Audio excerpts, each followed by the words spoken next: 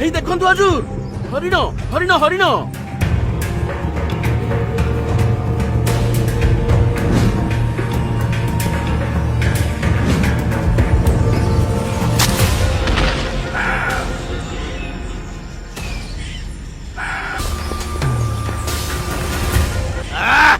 ଆଜି ଦିନଟା ବଢିଆ ଯିବ।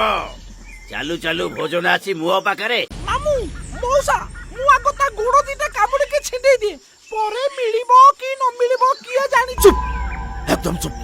ଆରେ ରୁହ ତମେ ଦିଟା। ଦେଖୁଛ ତା ଦେହରେ ତୀର ବାଜିଛି, ସେ କଷ୍ଟରେ ଛଟପଟ ହଉଛି, ତାପରେ ବି ତମେ ଦିଟା ତାକୁ ଖାଇବାକୁ କହୁଛ। ଏଇ ଦେଖ ସିଆଡେ ସେନାପତି ଆଉ ସୈନିକ ଦିଟା ଏପଟକୁ ଆସୁଛନ୍ତି। ଏଇ ହରିଣ ଦେହରେ ସେମାନେ ତୀର ମାରିଛନ୍ତି। ଏମାନେ ଯଦି ଏମିତି ଶିକାର କରିବେ ତାହେଲେ ଜଙ୍ଗଲରୁ ସବୁ ଜୀବଜନ୍ତୁ ସରିଯିବେ, ଆଉ ଆମେ ସବୁ ଖାଇବା କଣ? ଚୁପ୍। ତା ମାନେ ମଉସା ତମେ କଣ କହିବାକୁ ଚାହୁଁଛ?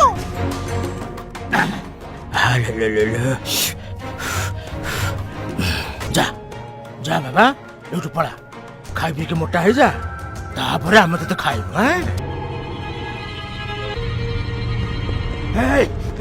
ତମ ମାନଙ୍କର ଏତେ ସାହସ, ମୋ ଶିକାରକୁ ଖସେଇ ଦେଲ।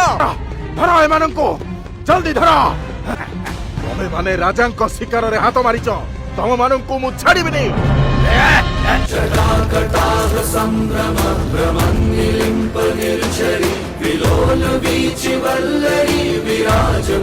ତମେ ଆମ ସେନାପତିଙ୍କ ହାତରୁ ଶିକାର ଛଡେଇ ନେବ, ଆଉ ସିଏ ତମକୁ ଛାଡିଦେବେ?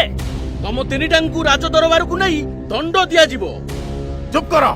ରାଜ୍ୟରେ ଯଦି ଜାଣିବେ ତିନିଟା ବାଘ, ବିଲୁଆ, କୁମ୍ଭୀର ମୋ ଶିକାର ଛଡେଇ ନେଇଛନ୍ତି, ତାହେଲେ ମୋ ସମ୍ମାନ ରହିବ ତ?